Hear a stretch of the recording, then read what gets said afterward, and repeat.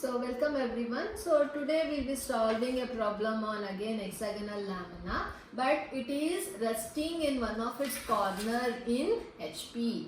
So whenever it is HP, the given lamina, you will be starting with the top view and then come back to the front view. So it is told resting on one of its corner. So this is our hexagonal lamina. If you keep the position like this, it shows it is resting on one of its edge, right? So you have to shift in such a way that it is resting on one of its corner in the horizontal plane. Then the given lamina will be parallel to our horizontal plane. So when you view from the top, you can see the entire shape of the given hexagonal lamina on it, and hence it will be the true shape what you get. So when you tilt down, you will find the top view of the hexagonal lamina resting in one of its corner.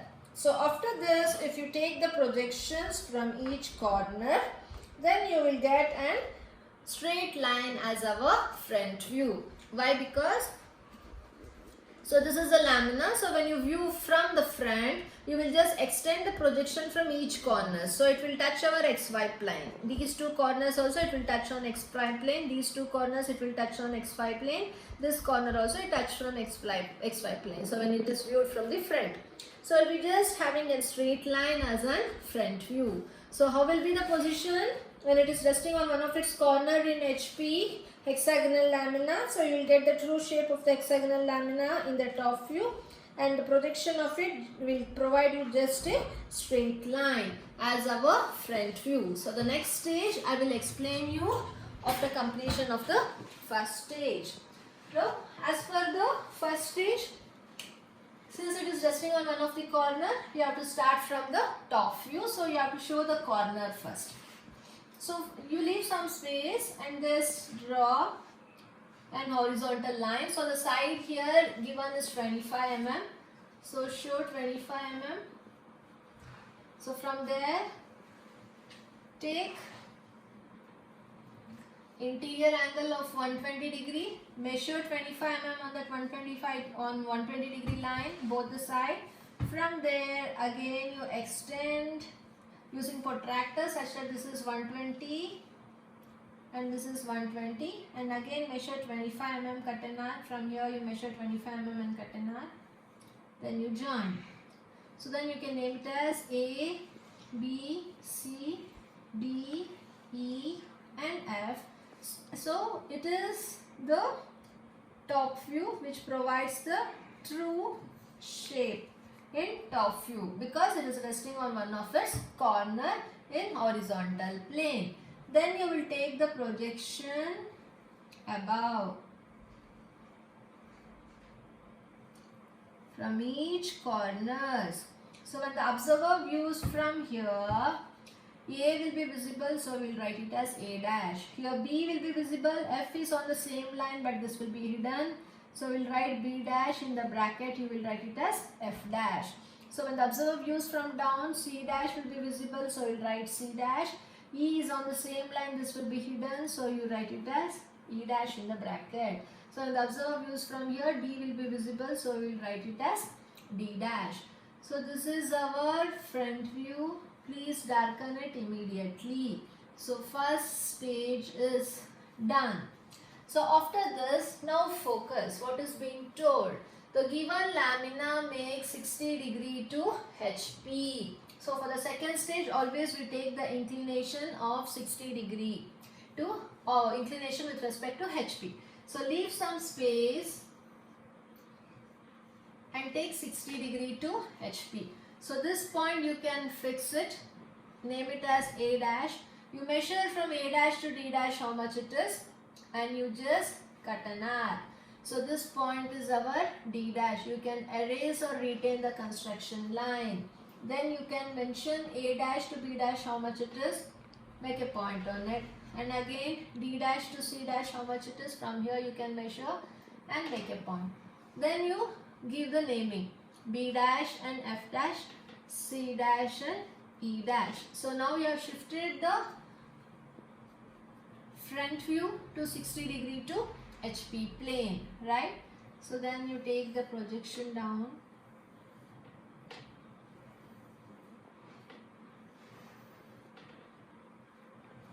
Okay, and then you extend the projection from the top view also, from each corners, don't forget. After that, start reading the locus. So this is the locus of A and A dash. It is meeting at this point, so this is our A. So locus of B, B dash, it is meeting here, so this is our B. Locus of C is meeting C dash at this point, so this is our C.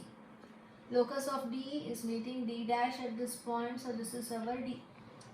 Locus of F is meeting F dash at this point, so this is our F. Locus of E is meeting E dash at this point, so this is our E. So now you got all the corners of the hexagonal lamina. So join A to B, B to C, C to D, E to D, F to E, and A to F.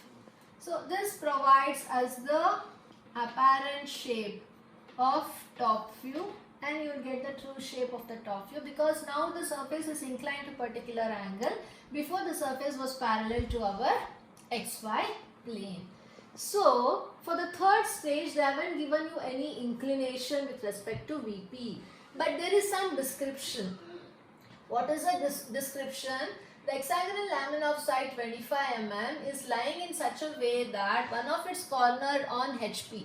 So it was having one of its corner on HP, while the other corner opposite to the other corner. So this is a corner opposite to the first one. So this corner is also resting on VP.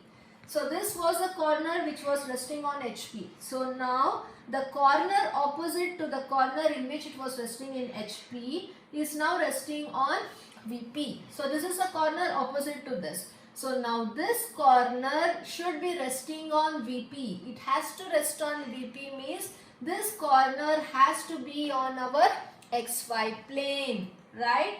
So now you will shift our point D on XY plane. So this point D is now on XY plane. So this entire lamina now, which is in horizontal way, will be tilted here like this. Okay.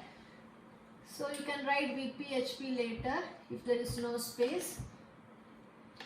So place a convenient point and name it as T. So the corner opposite to the corner in which it was resting on HP is now on VP, means you have to show it on XY plane. So from this corner you just draw a perpendicular line.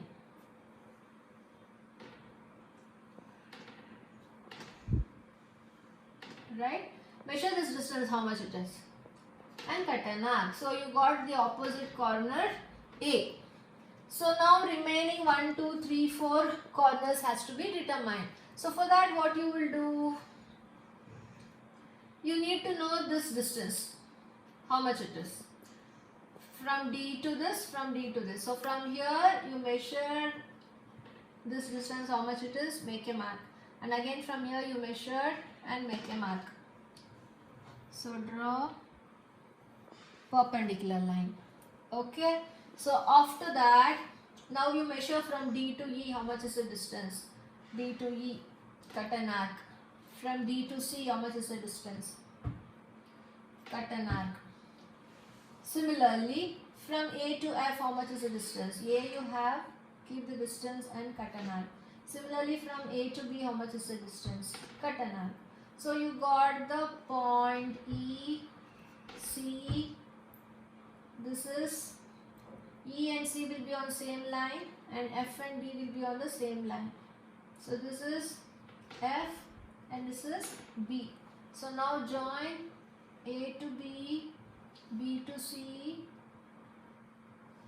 D to C, this is D, D to E, E to F, F to A. So this is how now we have shifted the corner opposite in which it was resting on HP is on VP, means this corner you have to show it on XY plane.